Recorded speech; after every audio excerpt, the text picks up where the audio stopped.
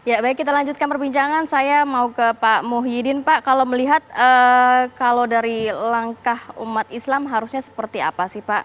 Tadi kan dikatakan juga memang kita juga dalam berdemonstrasi harus mengedepankan dari ajaran-ajaran agama Islam pastinya. Kemudian juga melihat dari statement Presiden Prancis ini.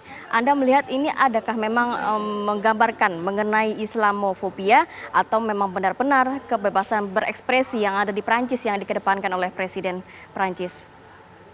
Baik, sebagai negara dengan jumlah penduduknya Muslim terbesar di atas permukaan bumi ini, seharusnya Indonesia mengambil peran utama dan mengendalikan gerbong penolakan serta memberikan enlightening, pencerahan kepada masyarakat dunia, terutama kepada Presiden Emmanuel Macron, bahwa yang namanya agama itu ada hal-hal yang tidak bisa kita logikakan, itu disakralkan. Ya. Jadi dengan kata lain, Presiden Emmanuel Macron itu harus belajar dari pengalaman Indonesia, bagaimana kita menjaga, merawat religious tolerance di negara yang besar ini. Sehubungan dengan itu, alangkah baiknya apabila Bapak Presiden Indonesia dengan Menteri Luar Negeri, Menteri Agama, dan tokoh-tokoh agama di Indonesia bersama-sama untuk menyuarakan penolakan tersebut. Ini bentuk daripada persatuan dan kesatuan kita. Nah, kepada ormas-ormas Islam yang heterogen, ada di atas 79 ormas yang ada di Majelis Ulama Indonesia, semua sepakat, semua siap untuk memberikan pencerahan kepada masyarakat dunia. Dan Indonesia memang punya style sendiri. Indonesia beda dari Turki, beda dari negara lain, dari Malaysia. Kalau Presiden Tayyip Erdogan langsung bicara, kemudian mengkritisi kebijakan Presiden Emmanuel Macron, kalau kita kan silent diplomasi. Kita biasanya menggunakan inclusive engagement diplomasi, yang penting hasilnya. Tetapi kami berharap agar ya megafon diplomasi pun harus dimainkan oleh Indonesia saat ini. Yang kedua, apa yang sudah disampaikan, dilakukan oleh Emmanuel Macron, sebetulnya masuk dalam religious blasphemy. Artinya penistaan agama, secara tidak langsung dia menyuburkan, menumbuh kembangkan gerakan-gerakan Islamfobia di Eropa. Saya tidak tahu kenapa beliau begitu gabah. Jangan-jangan karena ada faktor psikologi, faktor politik lainnya.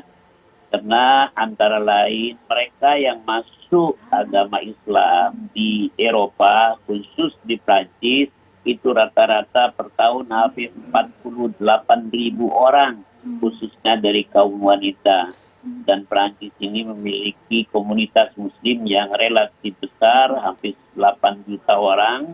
Dan kalau itu dibiarkan, kalau tidak ada gerakan-gerakan Islamfobia, jangan-jangan nanti the Islam, the Muslim growth itu akan menyaingi agama-agama lain.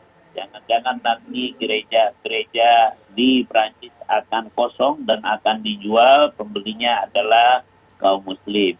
Oleh karena itu, memang organisasi kerjasama Islam OIC ini perlu mengingatkan Presiden Emmanuel Macron bahwa pernyataannya itu merugikan beliau secara politis, secara ekonomi, dan akan memperuncing the clash of civilization di dunia kita.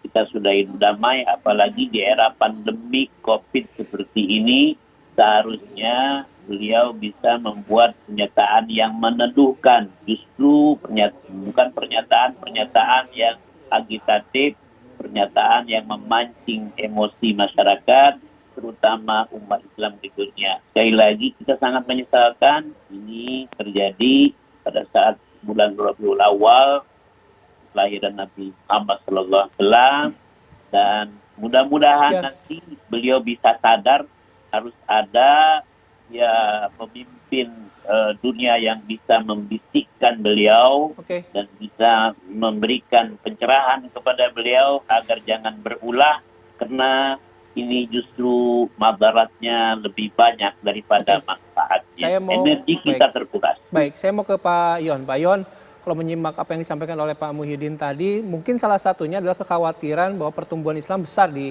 Prancis.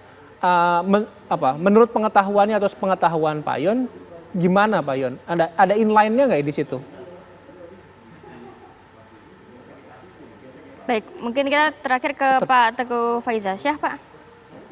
Ya, halo. Halo Pak, kan protes sudah dilayangkan, kecaman sudah dilayangkan, tapi mungkin juga masih banyak masyarakat yang berharap pemerintah Indonesia mengambil aksi yang lebih. Nah, merespon keinginan ini seperti yang disampaikan oleh Pak Muhyiddin gimana Pak? Baik, terima kasih. Sebenarnya sudah yang saya dengarkan tadi dari apa yang disampaikan Pak Muhyiddin sudah sebagian besar dilakukan oleh pemerintah kita, dan dalam konteks peran Kementerian Luar Negeri dan juga bisa berangkat dari peran yang lebih besar lagi dalam kerangka OIC, misalnya tadi sudah juga disinggung Pak Muhyiddin, dan juga secara bilateral kita dengan Prancis mencoba mengaktifkan apa yang disebut dialog antar agama dan peradaban. Sebenarnya kalau terkesan ada permasalahan pemahaman yang salah mengenai Islam, itulah peran yang bisa kita lakukan untuk lebih mengkomunikasikan nilai-nilai luhur dari agama Islam, sehingga tindakan oleh kelompok-kelompok tertentu yang bersifat ekstrim dan membawa label agama Islam, sebenarnya mereka telah membajak agama Islam yang suci dan agung tersebut untuk kepentingan sempit. Itu yang terus, wacana itu yang harus terus kita komunikasikan. Dan kalau tadi disinggung mengenai Islamofobia, memang kita mencatat dan sangat khawatir karena dalam banyak kasus terjadi aksi-aksi serupa di berbagai tempat di belahan dunia lainnya. Jadi inilah arti penting dari tokoh-tokoh agama juga menjadi bagian dari upaya berbicara mengenai nilai Islam yang teduh, yang rahmatan lil alamin. Baik. Tidak bisa pemerintah melakukannya sendiri, namun harus juga mendapat support dan dukungan dari mereka yang lebih kompeten dalam hal mengisi ruang-ruang publik dengan nilai-nilai Islam yang toleran, yang moderat, bagaimana yang disebutkan oleh Pak Muhyiddin. Baik. Terima kasih Pak Teguh Faizasyah, Pak Muhyiddin juga terima kasih, Pak Yon juga terima kasih sudah bergabung bersama kami pagi hari ini. Assalamualaikum warahmatullahi wabarakatuh, semoga sehat selalu Pak. Amin. Kita juga harus jeda dulu sejenak, tapi jangan kemana-mana pemirsa, karena kita punya satu segmen terakhir yang menarik sesaat lagi.